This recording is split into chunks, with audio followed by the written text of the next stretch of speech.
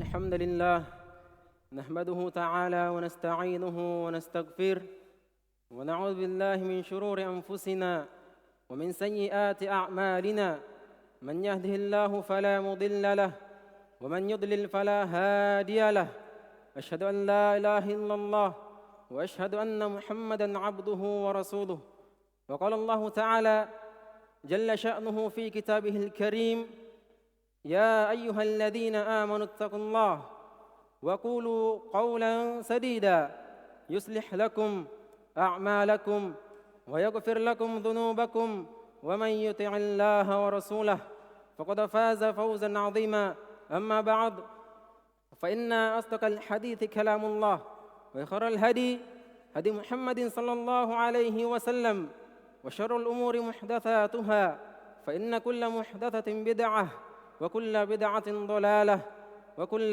ضلالة في النار أعاذنا الله وإياكم من عذاب النار. Sesungguhnya salat itu mencegah seseorang dari kekejian dan kemungkaran. Maka sehendaknya orang yang melakukan salat membangun peribadatan kepada Allah Subhanahu wa taala tidak melakukan perbuatan kekejian dan kemungkaran.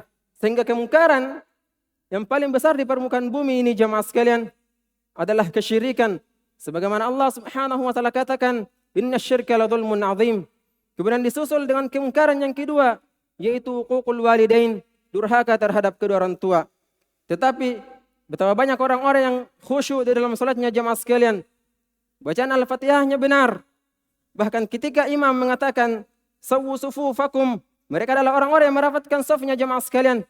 Bersamaan dengan itu, mereka adalah orang-orang yang durhaka terhadap kedua orang tuanya, ingkar terhadapnya. Mana bekas salat? Yang dimana salat merupakan pencegah dari kekejian dan kemungkaran jemaah sekalian. Sedangkan agama Islam adalah agama yang menggiring seseorang untuk menegakkan salat. Sebagaimana Allah Subhanahu wa taala katakan, "Aqimis sholata lidzikri." Berdirilah dalam salat untuk mengingatku kata Allah Subhanahu wa taala. Kita mengingat Allah Subhanahu wa taala, kita mengetahui Allah Subhanahu wa taala yang mengatakan, "Wa qada rabbuka alla ta'budu illa iyyahu wa bil walidaini ihsanan." Maka atas bentuk ayat yang diberikan oleh Allah Subhanahu wa taala dalam Al-Qur'an, ketika orang mulia membacanya, Luqman Al-Hakim, ketika Allah Subhanahu wa taala catat namanya di dalam Al-Qur'an, orang-orang yang sangat tahu bahwa hidup ini memanfaatkan waktu untuk menggapai surga Allah Subhanahu wa taala. Allah Subhanahu wa taala berfirman, ketika Luqman berkata kepada anaknya, "Ya bunayya, aqimis sholata wa'mur bil ma'ruf wa nahy 'anil munkar." Wahai anakku, tegakkanlah salat dan perintahkanlah manusia untuk berbuat yang ma'ruf dan cegahlah mereka dari kemungkaran. Dan sungguh jemaah sekalian, telah datang hadis yang menjelaskan tentang siapakah yang paling berhak seseorang untuk kita berbuat baik kepadanya. Yang dimana kita ketahui bersama bahwa hadis merupakan penjelas dari Al-Quranul Karim. Oleh karena itu datang hadis dari sahabat Abu Hurairah radhiyallahu taala an. Beliau berkata, "Jaa rajulun ila Rasulillah sallallahu alaihi wasallam qala man ahaqqun nas bi husni sahabati." Telah datang seorang lelaki kepada Rasulullah sallallahu alaihi wasallam kemudian mengatakan, "Ya Rasulullah, siapakah manusia yang paling berhak aku berbuat baik kepadanya?" Apa kata Rasulullah sallallahu alaihi wasallam? Beliau mengatakan, "Ummuka." Beliau mengatakan ibumu. Kemudian pemuda ini mengulang perkataannya atau pertanyaannya sebanyak 3 kali jemaah sekalian. Tetap saja Rasulullah sallallahu alaihi wasallam menjawab dengan jawaban yang sama. Kemudian Rasulullah mengatakan, "Tsumma abaka." Kemudian ayahmu. Di dalam hadis ini nampak bahwa kepada kedua orang tua lah seseorang anak berbuat baik. Walaupun di dalam hadis ini nampak bahwa di antara salah satu dari keduanya ada yang lebih hak. Tetapi kesimpulan di dalam hadis ini itu mengisyaratkan bahwa kepada keduanya lah seseorang itu berbuat baik. Yang paling berhak seseorang berbuat baik kepada kedua orang tuanya. Maka sementasnya bagi anak yang saleh untuk memuliakan kedua orang tuanya, menjaga serta merawatnya dan memanfaatkan waktu untuk mendapatkan keriduannya. Sebagaimana ridha Allah, ridha Allah fi ridhal walidain, ridha Allah Subhanahu wa taala ada pada keriduan orang tua. Maka apalah artinya nama besarmu di mata manusia? Apalah artinya kemuliaan yang sekarang kau rasakan? Tetapi keridhaan dari keduanya tidak didapatkan jemaah sekalian. Maka sepantasnya bagi setiap anak untuk menyadari bahwasanya suatu saat nanti ayahmu bukan ayahmu yang 20 tahun yang lalu. Ibumu bukan ibumu yang 30 tahun yang lalu. Ada masanya di mana mereka ini bukan lagi termasuk orang-orang yang kuat. Ada masanya mereka ini adalah orang tua yang tidak segagah masa mudamu ini. Maka renungilah jemaah sekalian. Tatap wajah kedua orang tua kita. Kerut keningnya yang sudah mulai banyak.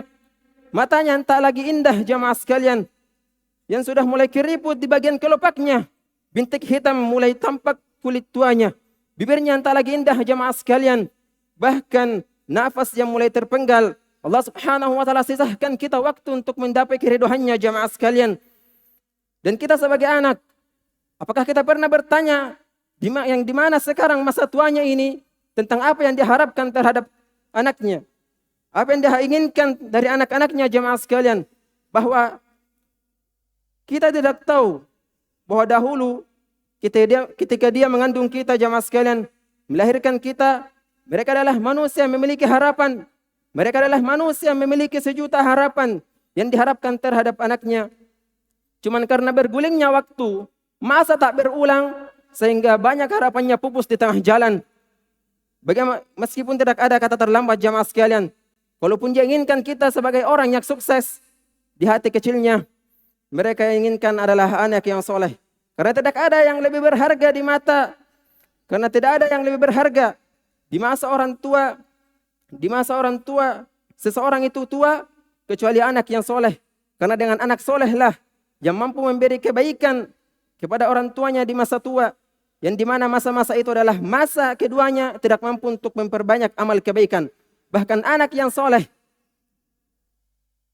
bukan sekedar memberi kebaikan kepada kedua orang tuanya hanya di dunia jamaah sekalian, akan tetapi dunia alam barzah dan akhiratnya. Sebagaimana Nabi SAW dikisahkan bahwa beliau pernah diperlihatkan seseorang yang disiksa di alam kuburnya dengan cambukan yang keras, dengan cambukan yang terus menerus.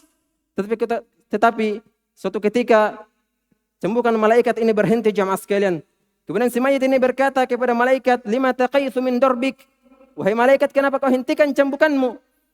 Lalu malaikat berkata, "Kaifa adribuk wa waladuk istaghfar laka?"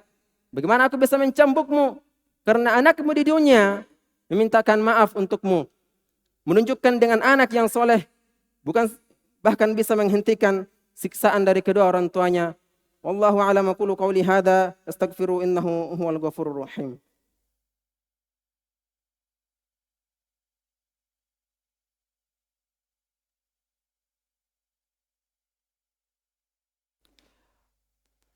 Alhamdulillah ala ihsanih wa syukru lahu ila taufiqihi wa amtinani. Asyhadu an la ilaha illallah ta'ziman li sya'ni. Asyhadu anna Muhammadan 'abduhu wa rasuluhu ad-da'i ila ridwanih. Wa qala Allah ta'ala, inna Allaha malaikatahu yusalluna 'alan nabi ya ayyuhalladzina amanu sallu 'alaihi wa sallimu taslima. Allahumma salli 'ala Muhammad wa 'ala ali Muhammad kama sallaita 'ala Ibrahim wa 'ala ali Ibrahim innaka Hamidum Majid. Rabbana atina fid dunya hasanah wa fil akhirati hasanatan wa qina adzaban nar. Tsumma ilamu rahimakallah. Inna Allaha ya'murukum bil 'adli wal ihsani wa ita'i dzil qurba wa yanha 'anil fahsya'i wal munkar wa ya'idukum la'allakum tadhakkarun wa la dzikrullahi akbar. Wallahu ya'lamu ma tasna'un. Aqimis shalah.